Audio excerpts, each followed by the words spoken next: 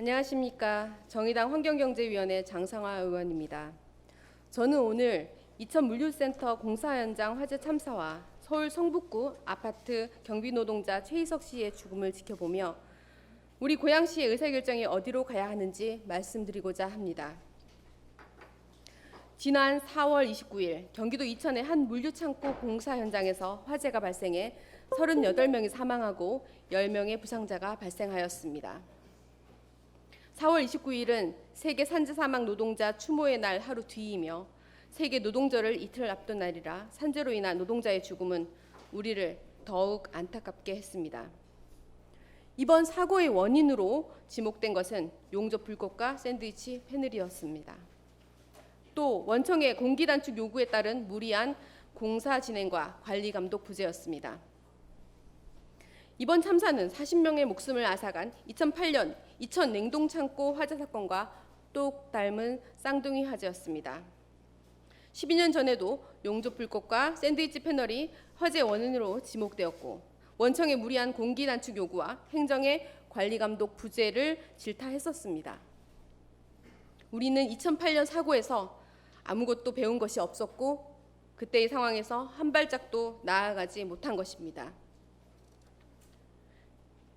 12년 전 국민적 공분으로 사업장에서 안전의무를 위반하는 사업주를 강력하게 처벌할 수 있는 중대재해 기업처벌법이 발의되었지만 기업과 보수정당의 반대로 번번이 무산되면서 지금도 3시간마다 한 명이 죽고 5분마다 사람이 다치는 산업재해 1등 국가라는 오명을 벗어나지 못하고 있습니다.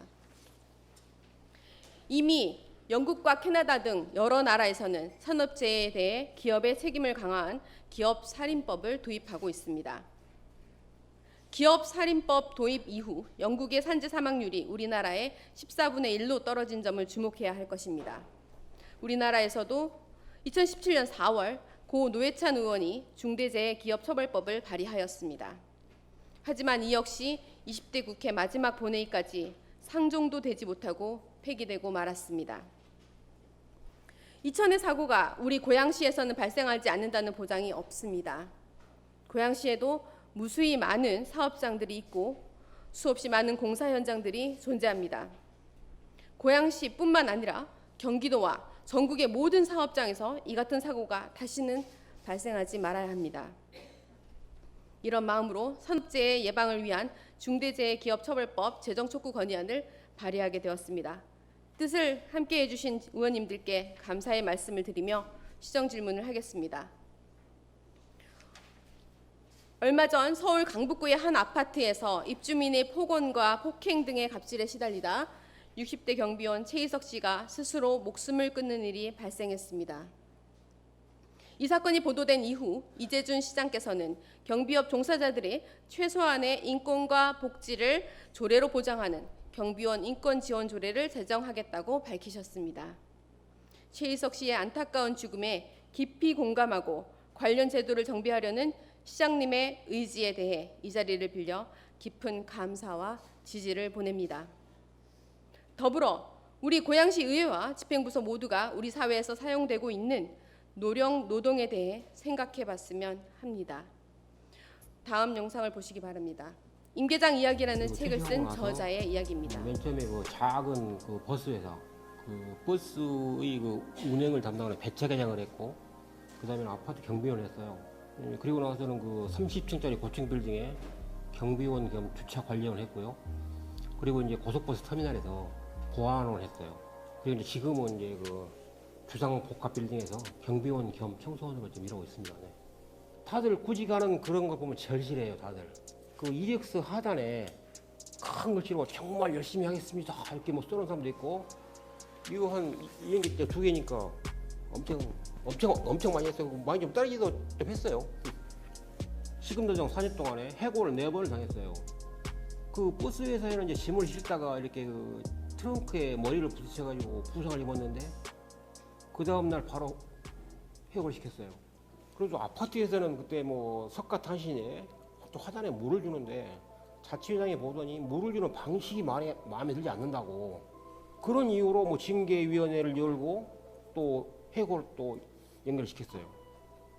그 30층 고층 빌딩에서는 그 본부장 사모님이 그 차를 향해서 제가 호루라기를 불었다고 그때 그 본부장의 주정차를 좀 위반했거든요. 그 이후로 해고를 시켰어요. 믿기지 않는 일이죠.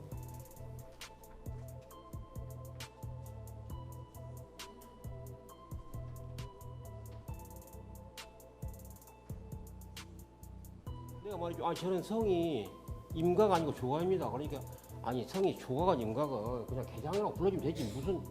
근데 이 임계장이라는 게 알고 보니까 이제 임시계약직 노인장들을 다 일괄해서 이렇게 부르는 말이더라고요. 용역회사에서는 또 임계장을 또 고다하다 이렇게 불러요. 고르기도 쉽고 다루기도 쉽고 자르기도 쉽다 이런 말이 있어요. 그러니까 전혀 그 노인이 그렇게 더러운 것을 만지고 힘든 일 하는 것은 이상한 게 아닌 거죠. 당연한 거죠. 내가 몸이 아픕니다 그러면 그거야 뭐 일괄해서 다 그럼 그건 노환이다. 겨울에 추워서 좀 방한 옷을 하나 주십시오 그랬더니 노인도 추위를 탑니까? 지하 뭐 6층 이런 데 근무하면서 미세먼지가 많아서 방지 마스크 하나 주십시오 그랬어요. 그랬더니 다 늙은 노인이 얼마나 오래 살라고 이 세 마디 속에 노인을 바라보는 고용주들의 시선, 또 사회의 시선이 나는 투영되어 있다고 생각해요. 일자리를 준 것만으로도 감지적재할 때 사람들이니까 이런 생각을 하는 것이고 늙은 노인이라는 그 이유 말고 다른 이유는 없어요.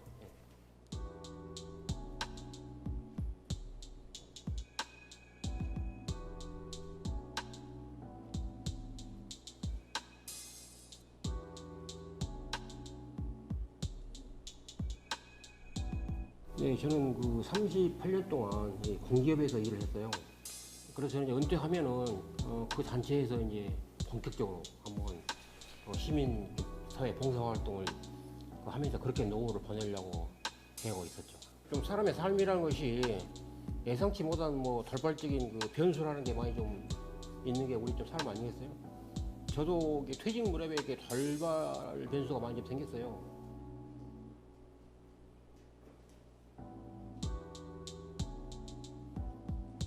그러나 저는 처음에는 내가 그런 것을 용납할 수가 없었어요. 그래서 그런 걸 내가 불법인 줄 아니까 이제 근로감독관에게 얘기를 했죠. 근데 근로감독관이 뭐라고 그러냐면은 시급의 일터, 뭐 비정규직 일터에서는 아주 매일 일하는 흔한 일이다. 우리 고용노동부가 그런 일을 조사를 착수하면은 당신 고용주가 무슨 꼬투리를 잡아서라도 당신을 해고시키려 할 것이다. 그래서 우리가 조사를 할 수도 없다. 이렇게 대답을 해요. 부당하게 우리 하소연할 데가 없구나.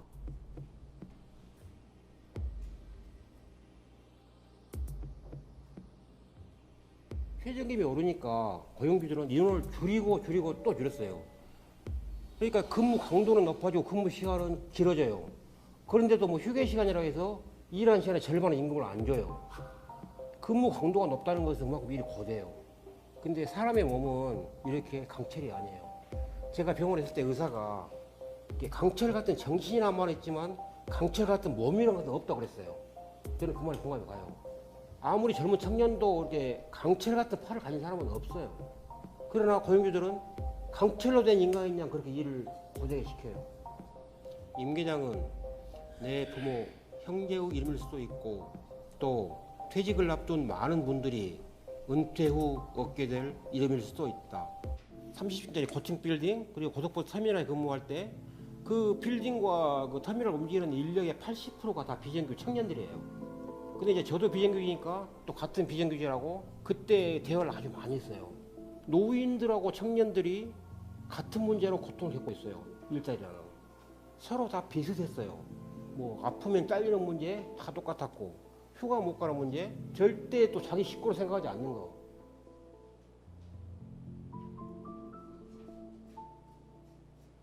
청년들은 자기들 흙수저라 생각해요. 그런데 뜻밖에도 부모를 또 원망하지 않아요. 단지 시대를 잘못해놨다 이런 생각도 많이 해요. 그런 청년들의 그 뭐 귀중한 재능, 또 뭐 청순한 활력 이런 게 헐값으로 팔리고 있구나 이런 것을 목격하니까 젊은 청년과 황혼의 노인이 겪는 고통이 같은 것은 정말 그것은 좀 서글픈 거예요. 제가 느낀 게 비정규직 기간이 길어지는 청년일수록 열정, 패기 이런 게 많이 좀 줄어드는 그런 안타까운 경우를 제가 많이 봤어요. 그 많은 청년들이 다 힘들어하고 있어요. 몸이 부서져라고 일을 해도 아무런 보람도 없고 또 노동에 상하는 임금도 받지 못하고 제가 생각하기에 오늘날 그 청년들이 겪고 있는 어려움은 청년들 책임이 아니에요. 저는 그래도 노동을 좀 하고 싶어요. 그러나 비정규직은 그만두고 싶어요. 왜냐하면 이 비정규직은 일터가 아니에요. 이게 노역장이에요. 그러니까 존중만 받을 수 있다면 로또가 되더라도 저는 노동을 하고 싶어요. 네, 좀 길죠? 이 임계장 이야기는 의회 소고에 있으니 읽어보시기 바랍니다. 과연 고양시에서 노동 인권의 사각지대에 놓여 있는 이들이 경비원뿐일까요? 택배 노동자, 대리운전 기사와 같은 플랫폼 노동자, 마트 직원, 콜센터 직원들은 해당되지 않을까요? 저는 더 깊이, 더 근본적인 원인을 보았으면 좋겠습니다. 영상에서 마지막에 조종진 씨가 이야기하였듯이 경비원의 문제가 아니라 비정규직의 문제이고 우리 사회의 노동 인권의 문제입니다. 앞서 이야기했던 산업재해의 경우도 마찬가지입니다. 코로나19는 사람을 가리지 않았지만 산업재해와 고용 불안정은 사람을 가립니다. 더 열악한 고용 상태의 노동자가 더 많이 죽는 것이 현실입니다. 고용의 형태가 비정규직 외주화됨에 따라 위험도 외주화되면서 산업재해 위험은 더 높아지고 있는 것입니다. 또한 코로나19로 인해 해고되고 생계의 위기에 내몰린 이들도 역시 비정규직 노동자들입니다. 그런 의미에서 노동 인권을 보호하기 위한 첫 번째 과제는 바로 고용 안정입니다. 겉에 보이는 번듯한 외양보단 근본적 원인을 개선해 나가려는 노력이 필요합니다. 근원적으로 노동 친화적 고양시를 만들기 위한 철학을 가지고 제도와 정책을 만들어 가야 할 것입니다. 저는 시의회에 들어온 이래 지속적으로 비정규직 문제를 제기해 왔습니다. 최성 전 시장이 약속했던 비정규직 정규직화는 이재준 시장이 들어와 2년이 다 되어가는 지금도 여전히 이루어지지 않고 있고 정규직화 로드맵도 마련되지 않고 있습니다. 크리스마스 이브에 해고 통보를 받았던 고양시 영상미디어센터 노동자들도 여전히 비정규직으로 고용 불안에 떨고 있습니다. 민원 콜센터, 직업상담사, 사회적경제지원센터 등 고양시에 꼭 필요한 수많은 상설 업무가 외주화에 의한 비정규직 노동으로 유지되고 있으며 이팔청춘 창업소와 같이 새로 시작된 사업들도 비정규직으로 채워지고 있습니다. 비정규직 노동자들은 위험한 노동 현장에서 일하며 고용 불안에 마음 졸이는 을 중에 을로 살아가고 있습니다. 경기도에서는 노동국을 신설하고 노동자 인권을 위한 적극 행정을 펼치고 있지만 고양시는 여전히 노동 문제를 기업 지원과에서 담당하며 노동을 기업 지원의 차원에서 이른바 관리하고 있습니다. 시장님께 질문 드리겠습니다. 계획하시고 계신 경비원 인권 지원 조례의 내용에 대해 말씀해 주시기 바랍니다. 저는 경비원 인권에서 더 나아가 노동 인권에 관한 근본적 해법을 모색하는 조례 마련 등의 노력이 필요하다고 생각하는데 시장님의 생각은 어떠십니까? 또한 결국 가장 근본적인 문제를 해결하기 위해서는 비정규직 문제에 대한 고양시의 해결 의지와 집행이 중요합니다. 더 이상 비정규직이 양산되지 않도록 하고 고양시의 비정규직을 줄이는 조례와 정책이 마련되어야 합니다. 고양시 비정규직의 정규직 전환 로드맵이 있는지 그리고 있다면 그 내용을 말씀해 주시기 바랍니다. 더 나아가 고양시를 노동 친화 도시로 만들기 위해 노동전담 부서의 신설이나 노동인권 교육의 정례화와 같은 구조적 해법을 모색하고 계신 것이 있으시면 말씀해 주시기 바랍니다. 진짜 위험은 정치인들과 기업인들이 정말로 뭔가 하고 있는 것처럼 보이도록 행동하는 것이다 라고 말한 환경운동가 그레타 툰베리의 일갈은 다만 환경에만 해당되는 이야기는 아닐 것입니다. 시장님의 경비원 노동자 인권을 생각하는 이번 조례 제출이 경비원뿐 아니라 열악한 환경의 비정규직 노동자 모두의 인권을 생각하는 마음과 철학에서 뿌리를 두는 것이라 믿고 우리 고양시에서 일하는 비정규직 노동자의 처우와 노동 환경을 개선하는 실질적인 정책과 사업을 기대하며 시정 질문을 마치겠습니다. 경청해 주셔서 감사합니다.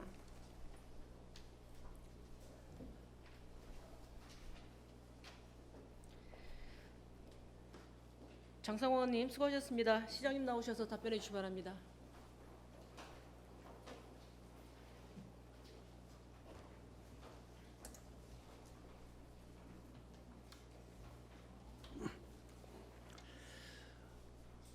매번 노동인권에 대한 시정 질문을 해주신 장상 의원님께 진심으로 감사를 드립니다. 사실 노동이라는 부분을 기초단체가 얼마만큼 수행할 수 있을 것인지, 얼마만큼 수행해야 되는지에 대한 의문이 많이 남습니다. 그렇지만 그 하나하나의 과정, 그 하나하나의 조례를 통해서 그것을 극복해 가는 것이 현실성 있지 않나 이런 생각을 해봅니다. 고양시가 위탁이나 이런 형태로 유지하고 새로운 전문성이 요구될 때마다 센터나 이런 것들이 만들어지고 있습니다. 그렇지만 그분들은 비정규직이 아니라 분명하게 말씀드리면 센터장은 비정규직일 수 있을지 몰라도 거기에 계신 분들은 고용이 계속 승계되고 있다는 말씀을 좀 드리겠습니다. 물론 그런 분들을 고양시에 정식 직원으로 편제해서 이렇게 하는 방법도 있을 수 있습니다. 그렇지만 새롭게 계속적으로 발생하고 수요가 만들어지는 모든 분야에 대해서 다 공무원으로 할 수 없는 그런 한계점이 있다는 말씀도 드립니다. 결국은 지금은 청년 노동자들과 어르신 일자리 이런 부분들이 서로 상충이 되고 있고, WTO, IMF 이후에 우리가 협약을 맺었던 WTO 자체가 노동의 어떻게 보면 유연성 그런 이름으로 사회적 틀이 안 만들어졌던 나라들한테는 상당히 위험 요소로 다가오고 있다는 것도 또한 사실입니다. 독일이나 이런 곳에서는 사회적 합의체가 이미 만들어져 있고 해고를 하거나 임금을 깎거나 할 때에는 분명하게 사회적 협의체에 거기는 노동자들이 많은 부분 포지션을 차지하고 있고 거기에서 합의를 해야지만 되는 이런 사회 시스템을 갖고 있기 때문에 WTO 위반이 아니고, 그리고 IMF가 제시했던 노동 유연성 위반이 아니지만 그러한 제도가 없었던 대한민국 같은 경우는 그런 새로운 제도를 만들 때는 분명하게 국제적인 협약에 또다시 위배가 되는 이런 부분들도 또한 있는 것이 사실입니다. 그것은 그만큼 우리가 노동 문제를 인간의 보편성이나 인권 문제로 바라보지 못했고 기업의 이익만을 위해서 그쪽을 많이 바라봤던 그러한 원인에 기인한다고 생각을 합니다. 2010년에 경기도에 갔더니 한 2년여 동안 경기도 교육청 앞에 학교 급직 노동자들이 천막을 치고 농성을 하고 있었습니다. 지속적으로 그 문제를 해결하기 위해서 협의를 했지만 결국은 안 됐습니다. 그래서 경기도 조례를 바꿨습니다. 그것이 비정규직 차별 금지 및 무기계약직 전환에 관한 조례입니다. 정규직 교육청의 공무원이 아니라 다른 이름으로 불려지는 거죠. 그렇지만 무기계약직으로 해서 고용을 모든 것을 안정화시켰다는 말씀을 드리겠습니다. 또 하나가 우리 고양시 화정동에서 오토바이가 사고가 일어났습니다. 어떤 배달 청소년인데 빗길에 미끄러져서 오토바이가 다 깨지고 본인이 많이 다쳤습니다. 그런데 주인이 오토바이 변상과 치료비는 하나도 안 주겠다는 제보를 받고 만든 것이 청소년 근로 환경 개선 및 우수업체 지정에 관한 조례였습니다. 그때 우리가 만든 것은 그러한 경우에 위험한 부분들에 대해서는 경제민주화위원회가 있는데 그쪽에서 구상권을 청구하고 협상을 맺어서 법률 지원을 해주도록 했고 그 문제는 타결이 됐습니다. 이번 경비 노동자 문제도 마찬가지입니다. 전반적으로 고양시가 대한민국의 노동 문제 전체를 포괄적으로 볼 수는 없지만 하나하나 똑같은 사람의 마음으로 바라보고 있다는 점만은 분명히 말씀드립니다. 그리고 우리 고양시에서 장기적으로 계속 지속 반복적으로 필요한 도시재생센터는 우리가 도시관리공사 직원으로 편제가 되고 또 지금 좀 전에 의원님께서 말씀하셨던 그런 부분들에 대해서도 저희가 면밀하게 검토를 하겠다는 말씀을 드립니다. 크리스마스 이브의 선물은 다소 오해가 있는 부분도 있습니다. 그런 부분들은 우리가 그렇게 하려고 했던 것이 아니라 사실상은 업무 효율이나 이런 것들이 이루어지지 않고 그래서 지금은 새롭게 저희가 선발 과정을 그 진행을 해서 객관적인 선발 과정을 그 진행을 해서 전부 다 경기 진흥원으로 된 걸로 알고 있습니다. 그 한 폭의 많은 부분들을 개선하기는 어렵지만 그러한 가치, 노동인권이 존중되고 노동자와 함께 살아가야 된다는 그런 마음은 변함이 없고 의원님들과 함께 하고 있다는 말씀을 드립니다. 이번 공동주택 경비원 인권 증진 조례에는 그 차별 금지 그리고 교육 그다음에 그렇게 했을 경우에 그러한 상황이 발생됐을 경우에 고양시가 하는 그 보조금 사업이나 이런 것들에 대해서 제한을 주고 그리고 사실상 구상권까지도 포함을 했습니다만 그것은 상위법 위반 소지가 있어서 구상권은 삭제를 했던 그런 내용입니다.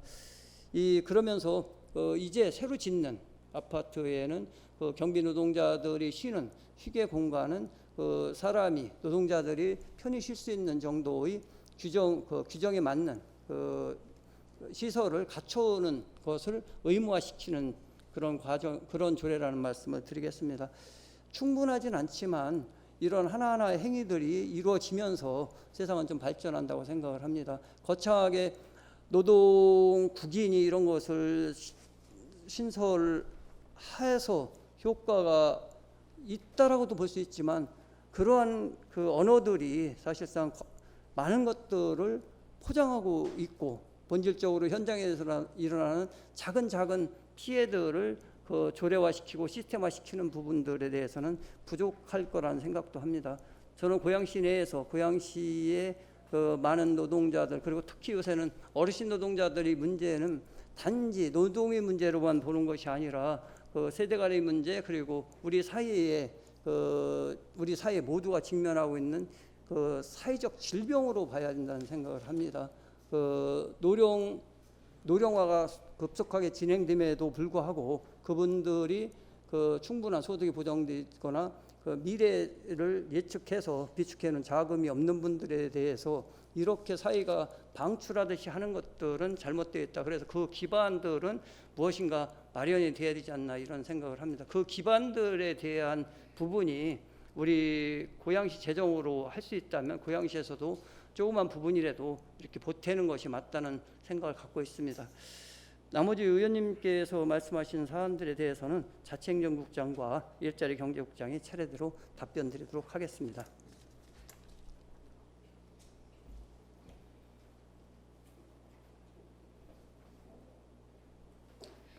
네, 이재준 시장님 수고하셨습니다. 의원님, 두 분의 국장님 답변 들으시겠습니까? 네? 예. 두 분의 국장님께서는 장상호 의원님께서 요청하신 자료를 서면으로 제출해 주시기 바랍니다. 추가 질문 하시겠습니까? 예.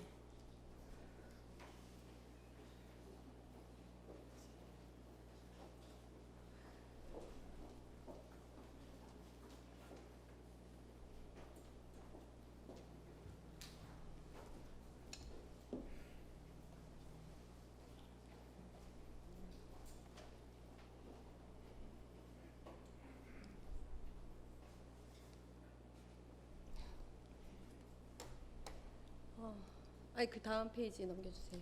네. 시정질문 답변서를 받았습니다. 받고 좀 오히려 추가 질문을 할 수밖에 없는 상황이 된 것을 양해해 주시기 바랍니다. 첫 번째 그 경비원 인권조례 관련해서는 경비업법과 공동주택관리법의 이중 적용을 받아서 복지 사각지대에 놓여 있다거나 사용자가 특정되지 않는 문제 그리고 경비원 고용 안정 등에 대해서는 검토하셨을 거라고 생각을 하고요. 추가로 좀 부탁을 드리고 싶은 사항이 있어서 말씀을 드리겠습니다. 경비업을 하시는 분들이 이런 갑질 피해를 받을 경우에 어디든 호소할 기관이 없다고 하시는 말씀을 많이 들었습니다. 갑질 익명 신고센터 등을 마련할 수 있는 내용에 대해서 또한 검토 부탁드린다는 말씀을 드리고요. 노동자의 권익 보호를 위한 근거 규정을 마련하고 노동 정책의 일관성 있는 추진을 위해 조례 제정의 조례 마련의 그 필요성에 공감하며 노동 인권에 대한 조례안을 적극 검토하겠다라는 얘기를 하셨는데 이 조례를 검토하시겠다는 답변에 대해서 좀 감사한 말씀을 좀 드립니다. 다만 이 조례에 따라서 집행을 할 집행부서가 여전히 기업 지원과의 노사협력팀이라고 하는 것에 대해서는 좀 우려의 말씀을 드립니다. 이 부서의 기본적인 스탠스가 어디에 있는가라고 하는 문제가 있다라는 생각이 좀 들거든요. 그래서 그 부분에 대해서는 진지한 검토를 부탁드린다는 말씀을 좀 드리겠고요. 그 뒷장을 좀 넘겨주십시오. 네. 지금 두 번째 답변을 보면서 굉장히 많이 우려스러웠습니다. 거기에 보면 답변자의 고향 시장이라고 되어 있어 시장님의 검토가 된 답변이라고 보여지는데 첫 번째, 우리 시는 기간제 근로자 정규직 전환에 이어 기간제 근로자에 대한 정규직과의 차별적 처우 금지 규정 및 시정 절차를 마련하는 등 비정규직의 근로조건 개선을 위해 노력하고 있다라고 하셨는데요. 그 뒷페이지 주세요. 이 표를 보시면 좀 익숙한 표이실 겁니다. 이게 우리 시만 하고 있는 정책일까요? 지난 시정질문에서 제가 띄웠던 표입니다. 우리 시 조례가 법률이 밝히고 있는 기간제 및 단시간 근로자 보호 등에 관한 법률 제8조 1항을 위반하는 내용이었던 것을 바로잡아야 한다고 지난 시정질문에서 제가 제기하였고 시정 조치된 사항입니다. 다시 말해서 법에서 정하는 바를 지키는 것일 따름입니다. 마치 엄청난 개선을 이룬 듯 표현하는 것은 어불성설이라는 말씀을 드립니다. 그다음 다시 앞 페이지로 가주세요. 네, 그 두 번째 보시면 코로나19 사태로 산업연구원에서는 노동시장을 유연하게 하고 기본적인 사회 안전망을 강화할 것을 제시하고 정부에서도 기존의 고용을 최대한 유지하여 실업을 최소화하려는 노력을 강조하고 있음. 이 말이 좀 납득이 안 됐습니다. 그래서 이 답변지를 만든 부서의 담당자와 통화를 했는데도 여전히 이해가 안 됐어요. 그래서 산업연구원이라고 하는 곳을 찾아봤습니다. 다음 보시는 내용이 바로 산업연구원 자료입니다. 뒤로 넘겨주세요. 네, 여기서부터 뒤에 쭉 자료의 내용이 나옵니다.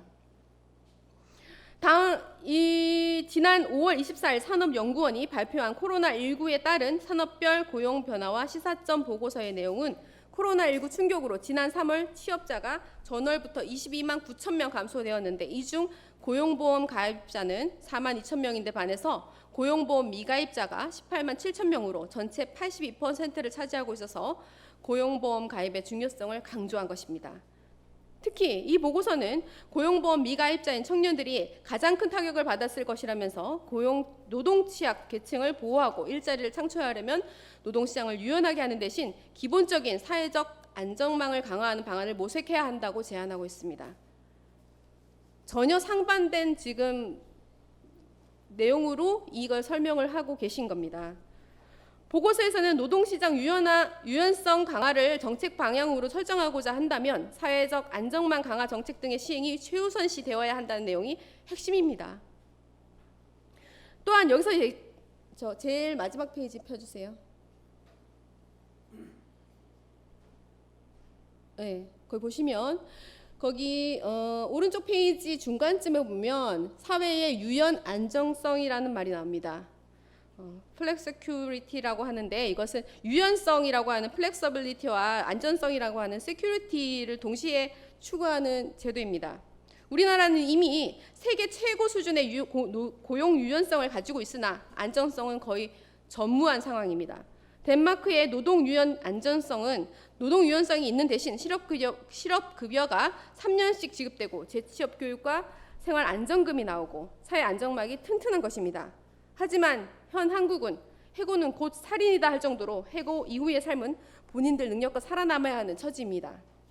이러한 현실에서 노동 유연성을 주장하는 것은 안 그래도 마른 걸레 같은 노동자의 삶을 더 쥐어짜 보겠다는 것에 다름 아닙니다. 다시 아까 14페이지로 가주십시오. 네. 그 밑에 줄에 보시면 비정규직의 정규직 전환 시 공공부문 채용 기회가 박탈되는 불공정 문제 및 시 재정 부담, 코로나19로 인한 경제 충격과 불확실성 등 문제점을 면밀히 검토하겠다라고 라고 되어 있습니다. 비정규직 정규직 전환 시 공공부문 정규직 채용 기회가 박탈되는 불공정이 발생한다는 주장은 근거 없는 억지 소리입니다.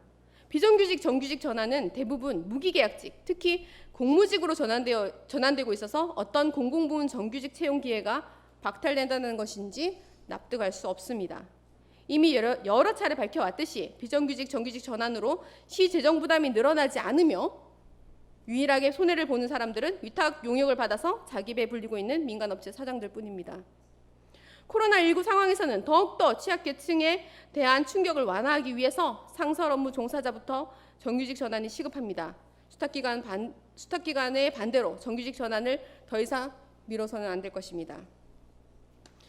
현 코로나로 정부는 사회적 거리두기를 포함한 생활방역을 강조하면서 사람들의 물리적 접촉을 막으려고 하고 있습니다. 하지만 이러한 와중에 실업자가 될 경우 부양가족이 있는 분들은 구직을 위해 더 많은 직장을 돌아다닐 겁니다. 그럼 정부에서 주장하는 방역만 구충에 차질이 생기는 겁니다. 오히려 현 시국에서는 노동 유연성이 아닌 안정성을 높여야 하는 처지입니다. 시에서 공식적으로 제출하는 답변서의 내용이 너무나도 시장님이 주장하시는 내용과 배치되는 부분이 있어서 저는 이것을 얘기하지 않을 수가 없었습니다. 안전하게 일할 권리, 행복하게 일할 수 있는 고양시를 꿈꿉니다. 그러한 고양시를 만들기 위해 화려하고 그럴듯한 정책이 아니라 실제적이고 체감되는 정책을 바라는 마음에서 추가 질문을 드렸습니다. 이상 마치겠습니다.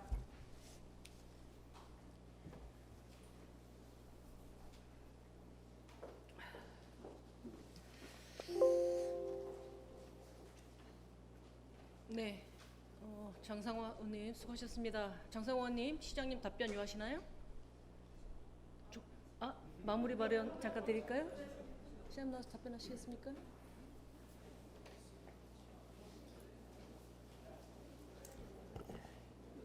예, 답변서 내용 면밀하게 검토를 다시 한번 해보겠습니다.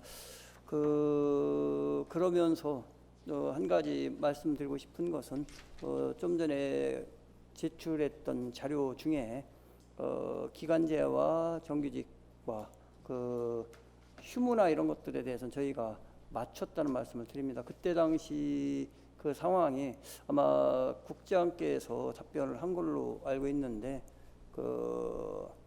본인들이 이제 휴무를 토요일이나 일요일 날 택해도 되는데 다른 날 평일 날 택하는 경우가 있습니다. 그런 것들이 이제 일반적인 시각에서 보면 토요일, 일요일은 반드시 쉬어야 되는 건데 본인들의 선택들에 의해서 했던 걸로 답변했던 것으로 제가 기억을 하고 있습니다.